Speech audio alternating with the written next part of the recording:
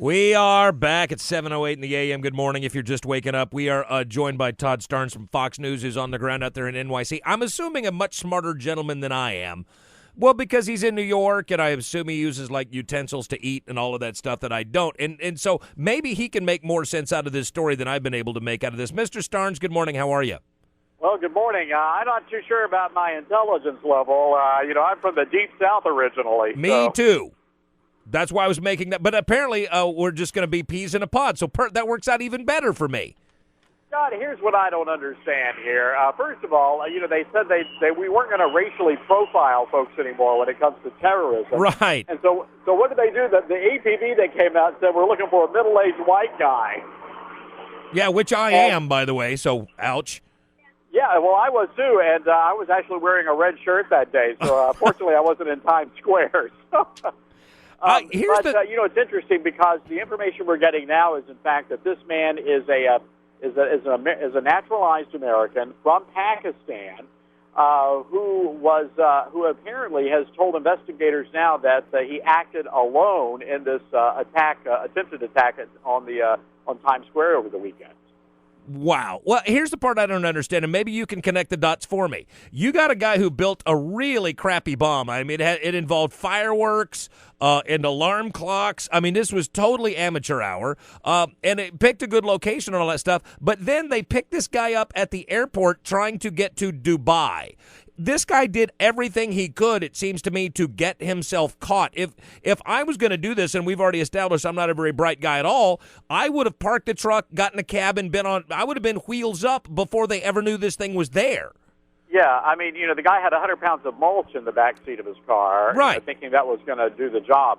Look, there are a lot of questions, Scott, that a lot of things just don't add up at this point, and I'm sure as the day goes by, we're going to get some of the dots connected. Well, I hope so.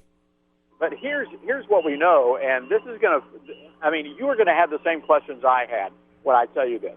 Apparently, they captured the guy because even though he took the VIN number off the car, it was stamped on the engine casing. So they were able to track down the original owner. Turns out a college student had sold this guy the car.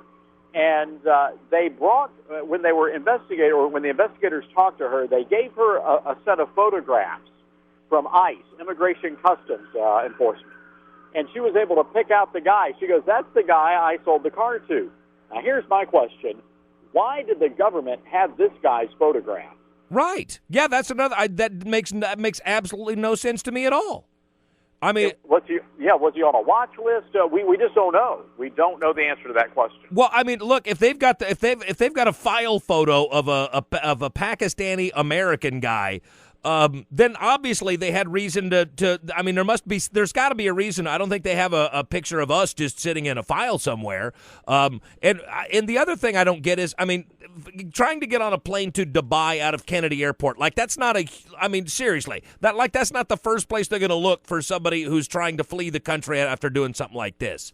Well, look, here's another interesting part of the equation. We don't know how all of this went down, but he was actually on board the jetliner. Oh, yeah, they had to turn the plane around. They did. And there were also two other individuals that we're hearing reports. There were two other people that were pulled off the plane. We don't know who they are. We don't know if they've been arrested or charged. Hopefully later today, we'll get some information on that. Yeah. Do we have any information that will lead us to believe that these other two guys, were all traveling together? We don't know. And, that's a great question, and I'm sure one that's going to be pursued today. Yeah. But again, Faisal Shahzad is telling the investigators that he acted alone. I'm not quite sure if I'm ready to believe that. Yeah, that sounds pretty shaky to me, too. And by the way, we're talking to Todd Starnes, ace Fox News reporter who's live on the ground out there in NYC. Look, now it's funny. You've given me even more information, and it makes less sense to me. How is that?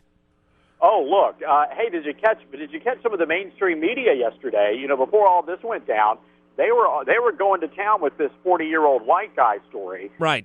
Thinking that it was going to be a Tea Party or something. I mean, it was just outrageous. Well, but what I was thinking at that time, and maybe I was led to think that, I don't know, but didn't it seem like they were talking about, well, maybe this involves a bunch of different people, and this guy's just one cog in that particular machine.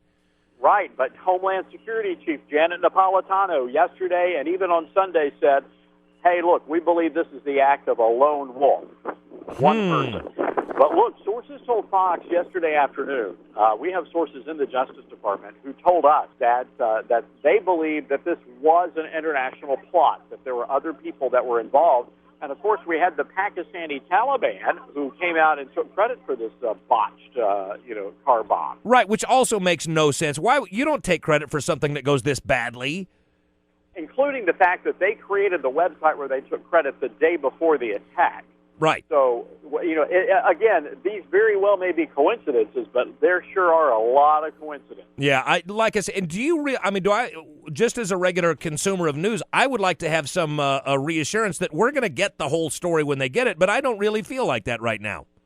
Well, right now we're not getting the full story. And again, it's sort of like the fog of the moment. Right. We're getting a lot of information. Some of it's accurate, some of it's not. We just have to sort of sort through it. It's sort of like making the sausage. And with a 24-hour news cycle, you're going to get some of that. But it seems as though the information we've been getting at Fox and we've been sharing with people on Twitter has been pretty much, right on the money. So I suspect we're going to get the full story. But look, I think the nugget that people need to take out of this from Bakersfield to where I'm at in New York City is this. There is a war on terror.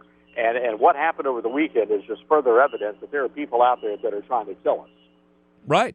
And, and I don't know if you've heard this. I'm sure you have because it's kind of floating around everywhere now. They're talking about this might have something to do with South Park. Yes, and this is a bizarre angle as well.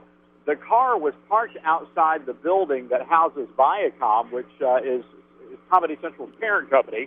And, of course, they ran the South Park episode where they had Muhammad dressed up in a bear costume. Oh, yeah, I saw it. I've seen it several times now. Huge fan. And you politically incorrect guy. Yeah, you don't even know, pal.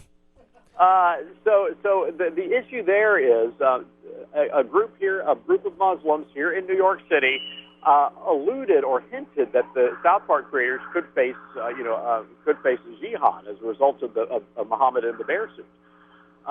So they are actually investigating whether or not this may have been in retribution for that cartoon, because the car bomb was right outside the same building.